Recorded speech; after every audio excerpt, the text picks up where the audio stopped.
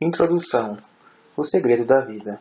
Como geralmente acontecia aos sábados de manhã, comecei a trabalhar no laboratório de Cavendish, na Universidade de Cambridge, antes de Francis Crick, no dia 28 de fevereiro de 1953. Eu tinha bons motivos para levantar cedo.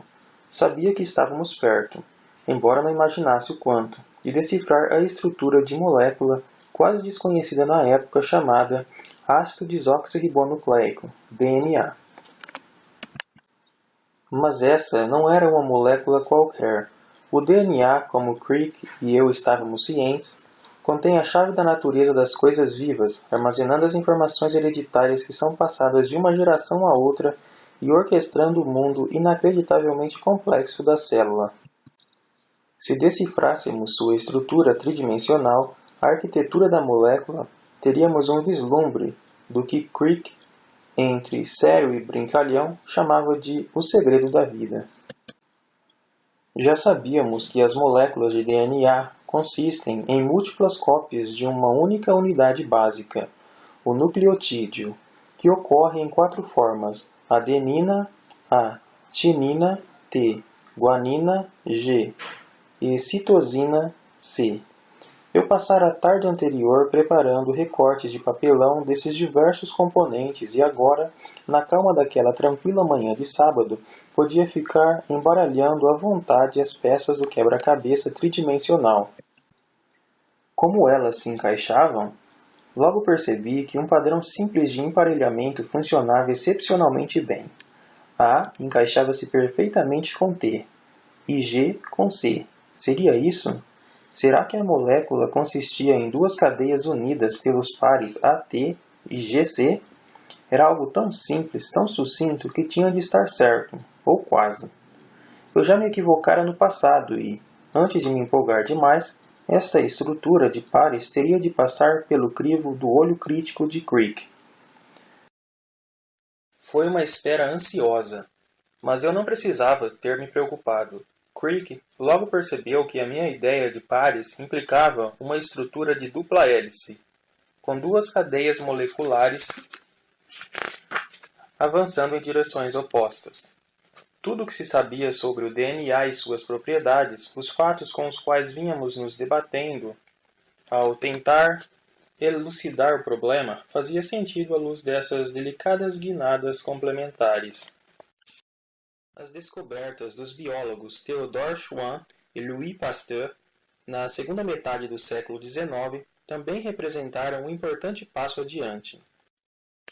Mais importante, porém, é que o modo como a molécula se organizava sugeria de imediata solução para 2 dos mistérios mais antigos da biologia: como as informações hereditárias são armazenadas e como ocorre sua replicação. Apesar disso, a fanfarrice de Crick no Eagle, o pub onde costumávamos almoçar, declarando que havíamos descoberto o segredo da vida, pareceu-me um tanto imodesta, ainda mais na Inglaterra, onde a discrição é um estilo de vida. Crick, no entanto, estava certo. Nossa descoberta pôs fim a uma discussão tão antiga quanto a espécie humana. Será que a vida possui alguma essência mágica ou mística? Ou será que, como qualquer outra reação química realizada em laboratório, é produto de processos físicos e químicos normais? Existe algo divino no âmago da célula que lhe dá vida? A dupla hélice respondia a essa última pergunta com um não definitivo. A teoria da evolução de Charles Darwin, mostrando que todas as formas de vida são interrelacionadas, foi um enorme avanço ao nosso entendimento do mundo em termos materialistas, isto é, físico-químicos. A carne putrefata não gera vermes espontaneamente. Pelo contrário, agentes e processos biológicos conhecidos são responsáveis, neste caso, moscas que põem ovos. A ideia de geração espontânea foi desacreditada. A despeito desse progresso, diversas formas de vitalismo, a crença de que mecanismos físico-químicos não podem explicar a vida e seus processos, subsistiram. Muitos biólogos, relutando em aceitar a seleção natural como o único fator determinante do destino das linhagens evolutivas, invocaram uma indefinida e imprecisa força espiritual para justificar a adaptação. Os físicos, mais acostumados a lidar com um mundo simples e parcimonioso, algumas poucas partículas, algumas poucas forças, julgavam desnorteante essa desalinhada complexidade da biologia e sugeriram que os processos no interior das células, aqueles que regem os fundamentos da vida, talvez fossem além das leis conhecidas da física e da química. Por isso, a dupla hélice foi tão importante. Trouxe a revolução do pensamento materialista, do iluminismo, para o âmbito da célula.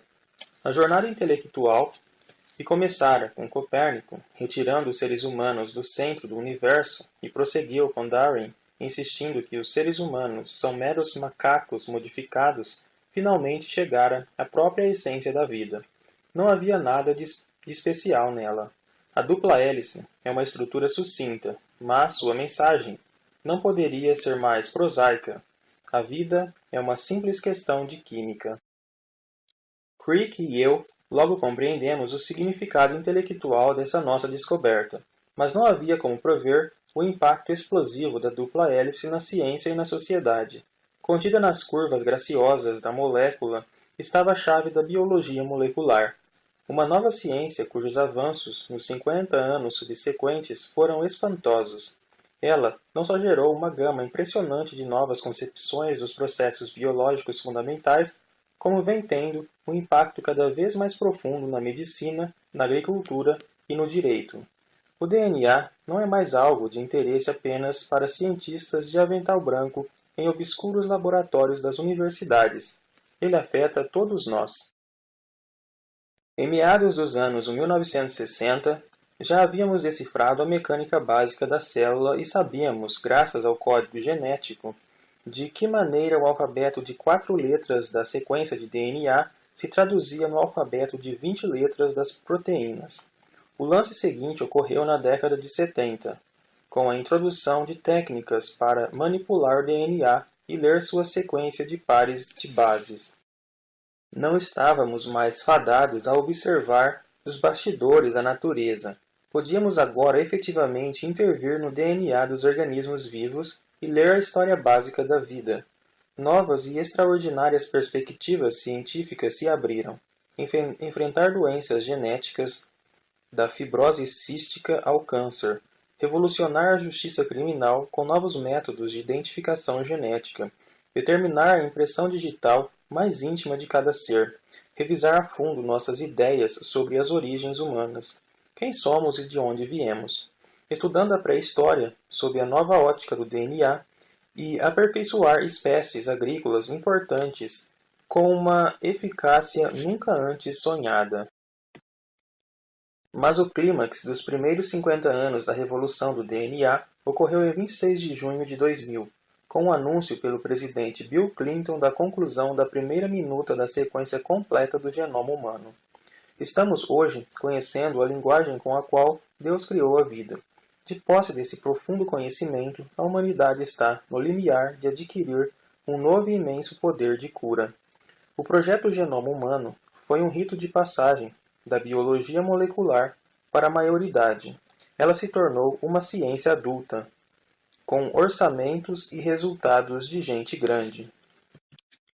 O projeto foi não só uma extraordinária façanha tecnológica, a quantidade de informações extraídas do complexo humano de 23 pares de cromossomos é assombrosa, como também um marco notável em nossa noção do que significa ser homem. É o nosso DNA que nos distingue das demais espécies e nos torna as criaturas criativas, conscientes, dominantes e destrutivas que somos.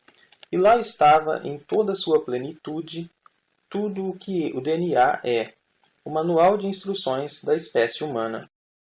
O DNA percorreu uma longa trajetória, desde aquela manhã de sábado em Cambridge, mas é igualmente claro que a ciência da biologia molecular, o que o DNA pode fazer por nós, ainda tem um longo caminho a percorrer.